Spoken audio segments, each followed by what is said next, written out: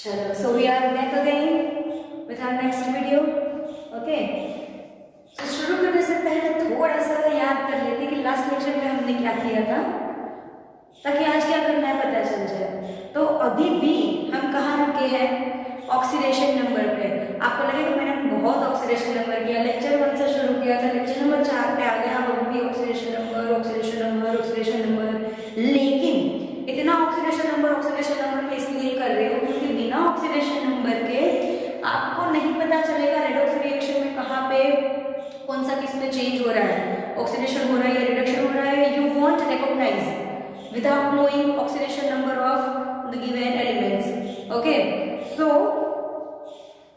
हमने जो oxidation numbers find किए लास्ट लेक्चर हमने किए, बहुत सारे ऑक्सीडेशन नंबर फाइंड किए एटम्स के, ठीक है, from the given compounds.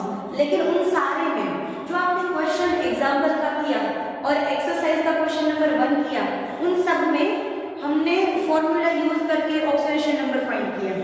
Even the question number 2 जहां पे आपको सारे कैसे मिले थे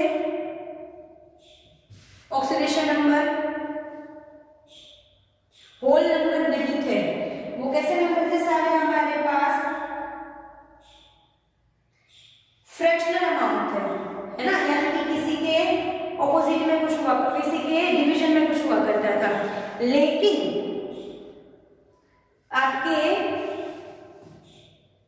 इलेक्ट्रॉन ट्रांसफर, कभी किसी ने बोला है कि इलेक्ट्रॉन 1.5 ट्रांसफर हुआ या 2.5 इलेक्ट्रॉन ट्रांसफर हुआ या 5.5 नंबर जितना इलेक्ट्रॉन ट्रांसफर हुआ या 7.5 इलेक्ट्रॉन ट्रांसफर हुआ? नो, इलेक्ट्रॉन जाता है तो पूरी तरह से जाता है, आता है तो पूरी तरह से आता है। तो ऑक्सीडेशन नंबर है तो वही the transfer of electron, that I have given 1 electron और आई हैव गेन 1 इलेक्ट्रॉन। मैं नहीं आधा दे सकती हूँ, नहीं आधा ले सकती हूँ, तो वहां पे ऐसे पॉसिबल ही नहीं है कि फ्रैक्शन में आपको आंसर मिले, है ना। तो आपको जो फ्रैक्शन में आंसर्स मिल रहे थे वो क्या थे? एवरेज। मैंने आपको बताया भी था, आप वीडियो देखना लेक्चर नंबर 3, उसमें हमने जो एक्सरसाइज का क्वेश्चन नंबर 2 किया जिसमें आपने KI3 किया सॉल्व, ठीक है, Fe3O4 सॉल्व किया वगैरह वगैरह, उन सब में आपको जो आंसर्स मिल रहे थे मैंने ये कहा था, जिसमें इसमें -1/3 मिला था, तो मैंने ये कहा था कि ये एवरेज ऑक्सीडेशन नंबर है। एवरेज मतलब सारे आई की जो 3 वैल्यू होंगी, तीनों वैल्यू का एवरेज निकाला होगा। एवरेज ऑक्सीडेशन नंबर जो है वो फ्रैक्शन में पॉसिबल है, possible in fraction, but oxidation number of single atom जो वो इम्पॉसिबल है इन फ्रैक्शन, मतलब वो पूरा नंबर ही होगा, आइदर प्लस और माइनस, इंटीग्रेशन वो होगा, एक इंटीजर होगा, क्या होगा? इंटीजर, यानी कि +1 या -1 +2 या -3 0 या +4 -5 +10 -10 व्हाटएवर, लेकिन वो क्या होगा? होल नंबर, पूरा नंबर होगा, फ्रैक्शन नहीं होगा। कब? जब सिंगल एटम के ऑक्सीडेशन नंबर की आप बात करो तब। जब आप एवरेज ऑक्सीडेशन नंबर बोल रहे हो, एग्जाम में ऑक्सीडेशन नंबर की एवरेज की बात की गई है, तो आप यहाँ पे गलत नहीं हो। लेकिन अगर आपको ये दे दिया कि KI3 में आयोडीन का ऑक्सीडेशन नंबर फाइंड करो, एवरेज नहीं बोला है, तब क्या करोगे? तो एक्चुअली ऑक्सीडेशन नंबर फाइंड करने के 2 रास्ते हैं। ऑक्सीडेशन नंबर जो है उसको फाइंड करने के 2 रास्ते हैं। पहला जो है वो है हमारा फॉर्मूला जो आपने यूज कर लिया एक्स वाला अगले लेक्चर में। जब फॉर्मूला जहां पे काम ना करे तब हमारे पास है structure. This is the best way to find out oxidation number. Formula में आपने देखा कि अगर आपको CO2 दिया है तो आप क्या करोगे? कार्बन को फाइंड करना है तो कार्बन को x + 2 × -2 = 0, तो x - 4 = 0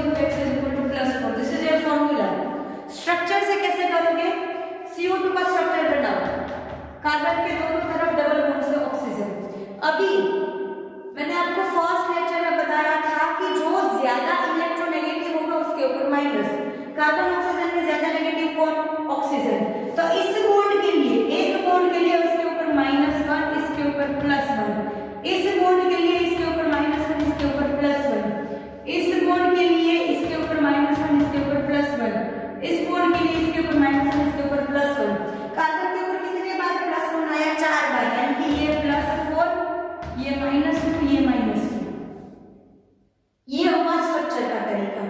तो जब आपको फॉर्मूला से ऑलवेज एवरेज मिलेगा, फॉर्मूला से आपको ऑलवेज एवरेज आंसर मिलेगा, तो जब भी आपको किसी का एवरेज आंसर नहीं चाहिए, ठीक है, जो आपका फ्रैक्शन में आ रहा है, आपको तो एटम का चाहिए, तीनों आयोडीन का अलग अलग, यहाँ पे 3 आयोडीन है, आपको तीनों आयोडीन के अलग अलग, यहाँ पे ऐसा पूछा होगा फाइंड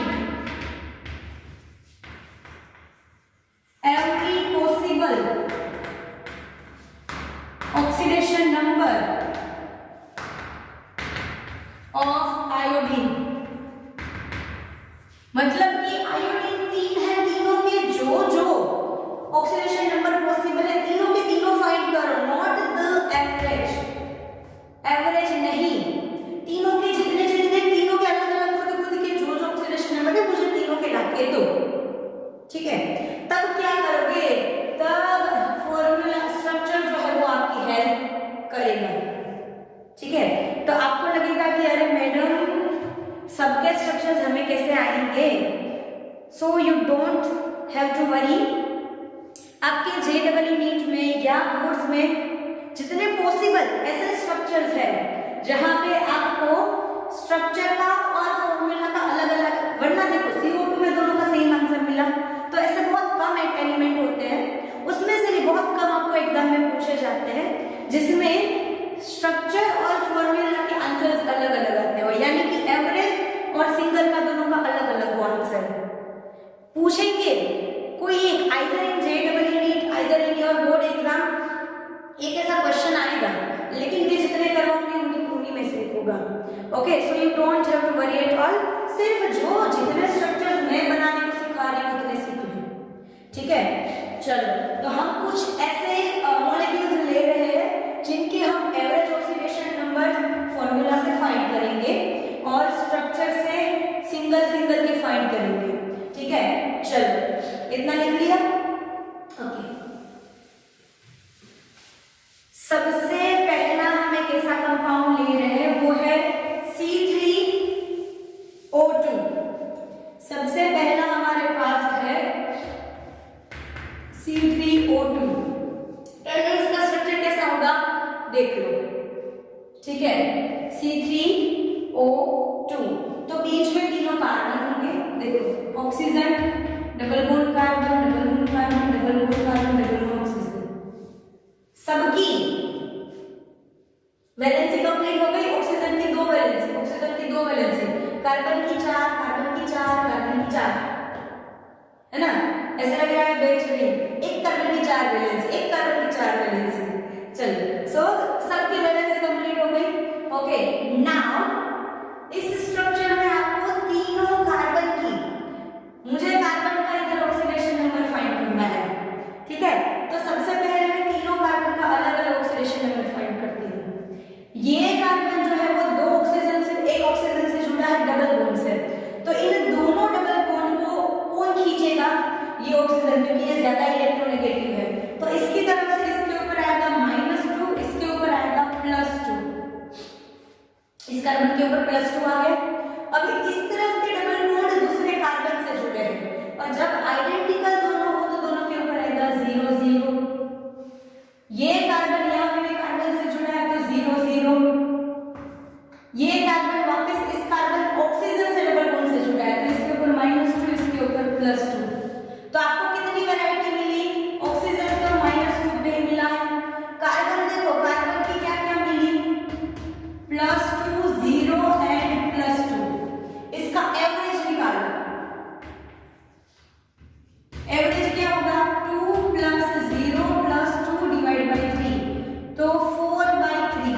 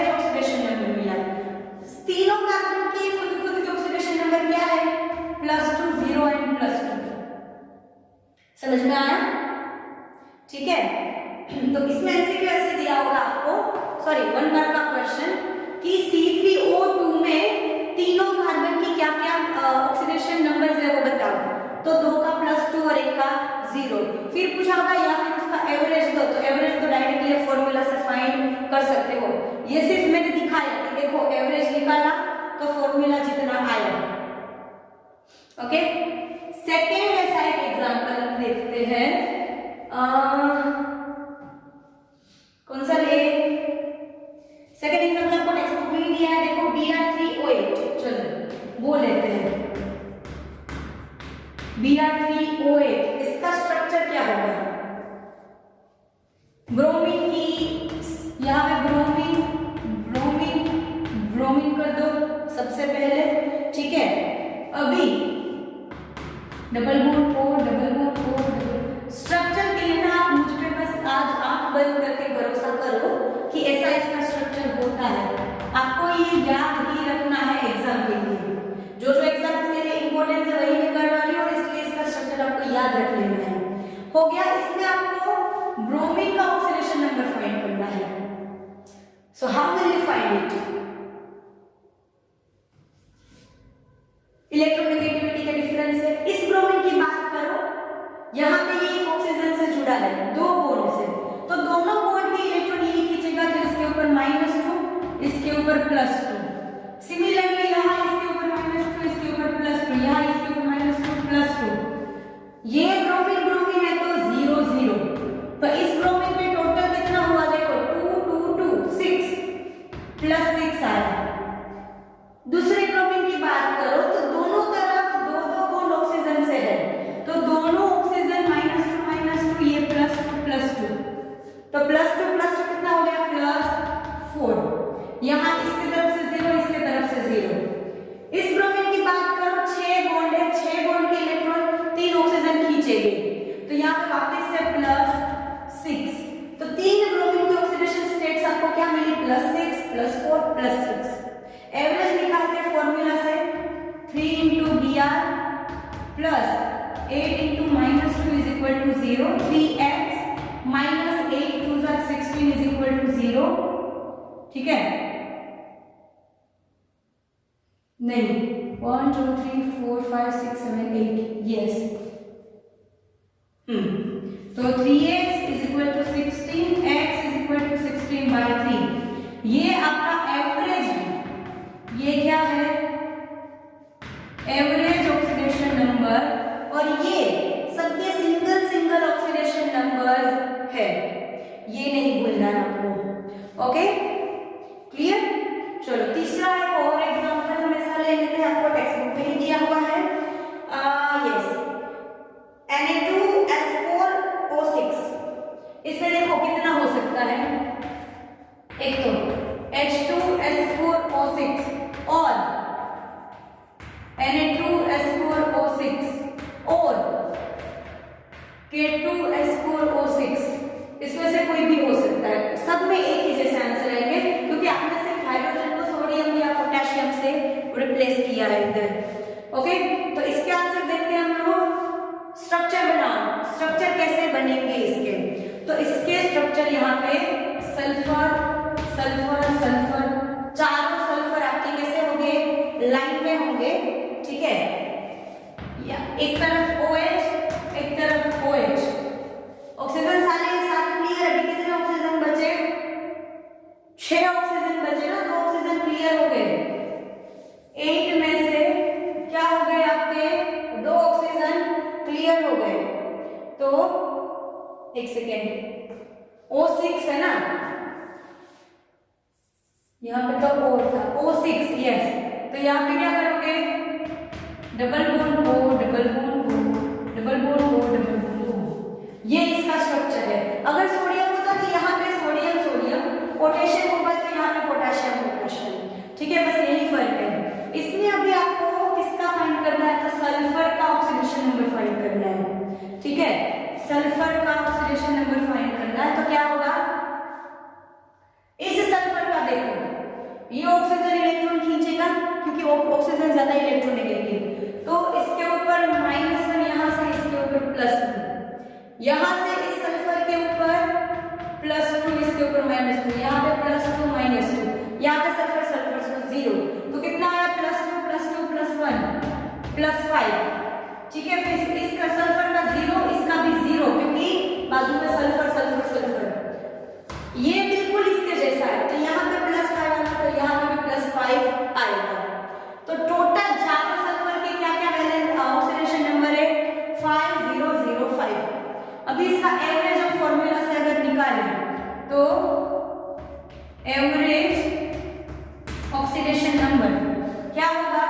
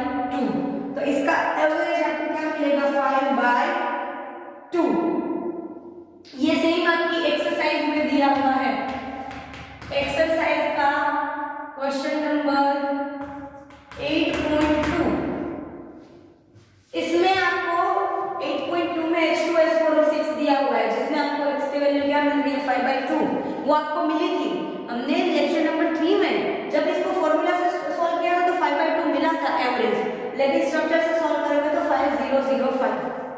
क्लियर? चलो ये तीनों लिख लो, फिर एक और करते हैं, और भी है हमारे पास एग्जाम्पल के लिए। एक है हमारे पास केरोस एसिड, वो करते हैं। एक है H2SO5, चलो पहले ये कर लो, फिर H2SO5 करते हैं। पोज करके लिख लिया। ये सारे याद रखना इंपॉर्टेंट है एग्जाम्स के लिए, कहीं से आंसर नहीं मिलेंगे, मैं दे रही हूं। ओके, तो अच्छे से कहीं पे हाईलाइट करके लिखना, बहुत अच्छे से लिखना ये वाले। JEE में इसके जैसा क्वेश्चन होने के चांसेस है, जिसमें आपको पूछेंगे ऑक्सीडेशन नंबर और आप फॉर्मूला से टिक करके आओगे एवरेज वाला। JEE में याद रखना एवरेज कोई नहीं पूछेगा, JEE में स्ट्रक्चर से उसका सेपरेट जो आता है वही आएगा। ठीक है, चलो नेक्स्ट देखते हैं H2SO5। H2SO5 इसमें सल्फर का आपको फाइंड करना है। स्ट्रक्चर आप बंद करके वैसे बनाओ, वैसे बना लो। यहाँ पे S की तरफ OH, इधर H2S की H2S, हाँ मेरा सही है, OOH double bond O double bond. ठीक है, तो यहाँ पे सल्फर की बात करें हम और ऑक्सीजन की, दोनों की बात करेंगे। यहाँ पे वैरायटी में ऑक्सीजन है ना आपके पास, यस, तो यहाँ पे हम ऑक्सीजन की बात करते हैं। सल्फर का तो 6 है, 1 2 3 4 5 6। यहाँ पे हम ऑक्सीजन की बात करेंगे क्योंकि वैरायटी ऑक्सीजन के लिए। ठीक है, यहाँ पे ऑक्सीजन देखो, इस ऑक्सीजन पे यहाँ पे +1, यहाँ पे +1, इसके ऊपर -2, इस पे भी -2, लेकिन ये दोनों 0 0, तो ऑक्सीजन की वैरायटी आपको क्या मिली?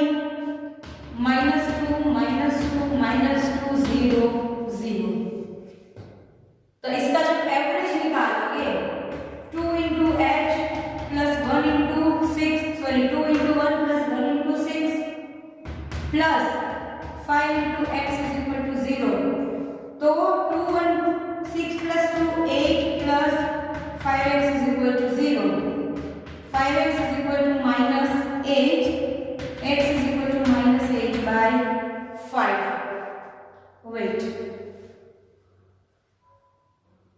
इसके ऊपर 0 नहीं आएगा ना, इसके ऊपर आएगा -1।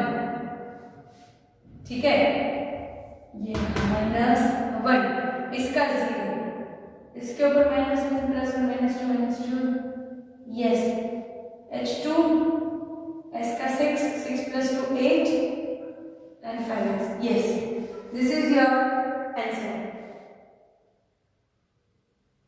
-7/5 होना चाहिए।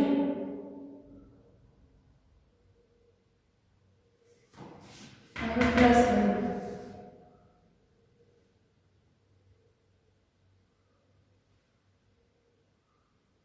सही है। ठीक है, तो ये हो गया H2SO4 में ऑक्सीजन का। नाउ नेक्स्ट हमारे पास है CrO5। इसका स्ट्रक्चर बड़ा अच्छा है, बिल्कुल बटरफ्लाई की तरह। बीच में क्रोमियम है, यहाँ पे ऑक्सीजन, यहाँ पे ऑक्सीजन, यहाँ पे ऑक्सीजन, यहाँ पे ऑक्सीजन, और ये बटरफ्लाई का चेहरा हो गया बटरफ्लाई। इसमें क्रोमियम की वैलेंसी क्या होगी देखो, यहाँ से +1, यहाँ से +1, यहाँ से प्लस, यहाँ से प्लस, यहाँ पे +2, 1 2 3 4 5 6। क्रोमियम क्या हुआ? +6। ऑक्सीजन क्या होगा? यहाँ के लिए -2, ये ऑक्सीजन -1, ये ऑक्सीजन -1, ये -1, ये -1, तो 4 ऑक्सीजन -1 ही, क्योंकि क्रोमियम से एक ही तरफ से जुड़े हैं, दूसरी तरफ दूसरे ऑक्सीजन से जुड़े हैं, तो यहाँ पे 0 0, यहाँ पे ये -1, यहाँ पे 0 0, यहाँ पे ये -1, और इसके ऊपर -2। ठीक है, तो ऑक्सीजन का एवरेज निकालो। 1 2 3 4 5 ऑक्सीजन है, तो डिवीजन में 5, ऊपर 2 3 4 5 6 -6/5, ये उसकी एवरेज ऑक्सीडेशन नंबर होगा। ठीक है, चलो अभी आपके एक्सरसाइज में जो दिए हैं ना क्वेश्चन नंबर 2 में उनको सॉल्व करना है। ये दोनों पहले लिख लो। अभी हम एक्सरसाइज का क्वेश्चन नंबर 2 फिर से करेंगे। पहले एवरेज निकाला था ना लेक्चर नंबर 3 में। अभी आज उसके हम सारे अलग अलग एटम्स के निकालेंगे ऑक्सीडेशन नंबर। चलो इसको मिटा दो। ओके चलो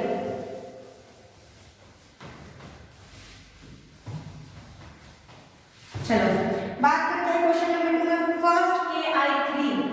अभी उसके एवरेज में वापस नहीं निकालना क्योंकि वो आपके पास पहले से लिखे हुए से वहां से लिख लो। KI3 का स्ट्रक्चर क्या होगा? यहाँ कैसे होगा? KI। ठीक है, इसमें इस आयोडीन को इलेक्ट्रॉन ऐसे दिया हुआ है। इसमें क्या होगा पता है? ये I2 है, यहाँ पे प्लस, यहाँ पे माइनस। ठीक है, तो ये प्लस माइनस कैंसिल हो जाता है एक्चुअली। तो इस तरह का स्ट्रक्चर है KI का। तो यहाँ पे देखो ये आयोडीन, आपको इसमें आयोडीन फाइंड करना है ना। पोटेशियम +1, आयोडीन -1, फिर ये आयोडीन 0 आएगा क्योंकि दोनों तरफ आयोडीन है।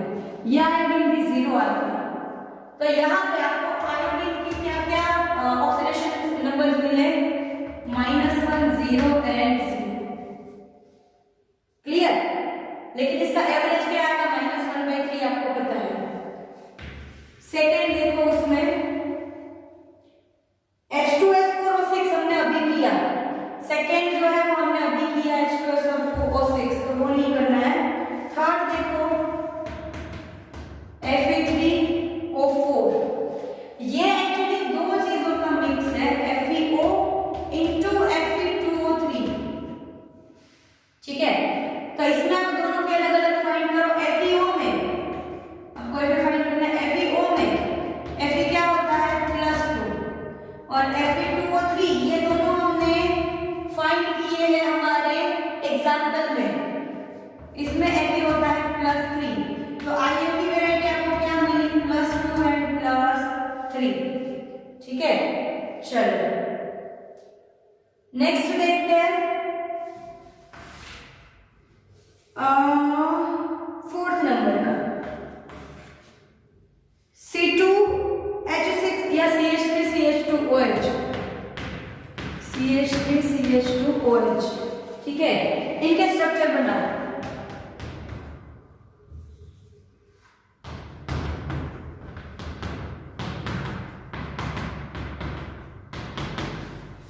इसमें आपको दोनों कार्बन की अलग अलग चाहिए। दोनों कार्बन पे ये मार्क किया, इसका मतलब कि दोनों के आपको अलग अलग क्या चाहिए? Oxidation number. इस कार्बन का देखो ये ज्यादा इलेक्ट्रोनेगेटिव, ये कम इलेक्ट्रोनेगेटिव। तो इन 1 2 3 इन तीनों के तरफ के इसके ऊपर क्या आएगा? -3। यहाँ पे दूसरा कार्बन है तो उस तरफ से 0। इस कार्बन को ऊपर नीचे के हाइड्रोजन की तरफ से -1 आएगा। ठीक है, लेकिन यहाँ पे ऑक्सीजन ज्यादा इलेक्ट्रोनेगेटिव है तो इसकी वजह से इसके ऊपर आएगा +1 और इसके ऊपर आएगा -1। ठीक है, फिर यहाँ पे ऑक्सीजन का इसका +1, इसका -1, तो इन सब के ऊपर, तो हाइड्रोजन के ऊपर ऑलवेज +1। तो यहाँ पे कार्बन देखो, इस कार्बन पे पहले कार्बन पे -3, दूसरे कार्बन पे 2 - 1 प्लस, तो 1 प्लस दूसरे में 1 माइनस से कैंसिल हो गया तो दूसरा आया -2। इसलिए इसमें आपको एवरेज क्या मिल रहा था? -2 मिल रहा था। याद है? ये यहाँ पे ये कैसे हुआ? 1 - 1 + 1 कैंसिल, समझ में आया? 2 हाइड्रोजन है वो कार्बन से पॉजिटिव है, तो वहां से इलेक्ट्रॉन कार्बन खींचेगा तो उन दोनों बार कार्बन के ऊपर -1 आएगा। लेकिन जब ऑक्सीजन की बात आती है तो ऑक्सीजन माइनस हो जाता है, तो कार्बन उस तरफ से प्लस है, तो 1 + 1 - कैंसिल, तो बचा 1 ही माइनस। ठीक है, ये बहुत अच्छे से समझना है आपको। अभी देखते हैं लास्ट 5th नंबर का CH3COOH है ना? यस, और उसमें दोनों कार्बन की फाइंड करनी है आपको। CH3COOH दोनों कार्बन के अलग अलग ऑक्सीडेशन नंबर आपको फाइंड करने हैं। तो बनाओ स्ट्रक्चर। कार्बन के 3 तरफ hydrogen, carbon double bond OOH, this is the structure.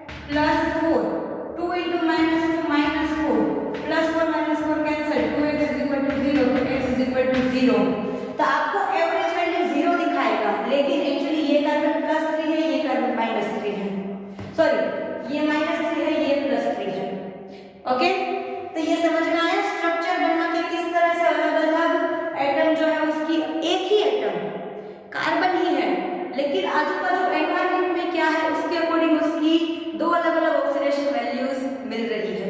ठीक है, तो ये बहुत अच्छे से करना है। समझ लो ये मैंने जितने करवाए ना इतने आपने कर लिए तो आपको सारी वैरायटी मिल गई। ठीक है, इससे ज्यादा वैरायटी 90% तो नहीं होगी। और अगर आपको कहीं से मिले डाउट लगे तो मैं हूं आपकी गाइडेंस के लिए, लेके आओ, लेकिन इतने तो बहुत अच्छे से प्रिपेयर कर लो। ये सारे इंपॉर्टेंट ये जितने हमने किए हैं। ठीक है, तो ये सारे के लिए स्ट्रक्चर से नोट्स में बना लेना, हाईलाइट करना इस टॉपिक को। ओके, क्योंकि JEE नीट का टॉपिक है पूरा। इस लेक्चर में समझ लो लेक्चर नंबर 4 हमारा JEE नीट का ही था, यही समझ लो। ओके, चलो, सो होमवर्क अच्छे से कर लेना, बाकी हम मिलते हैं हमारे नेक्स्ट लेक्चर में।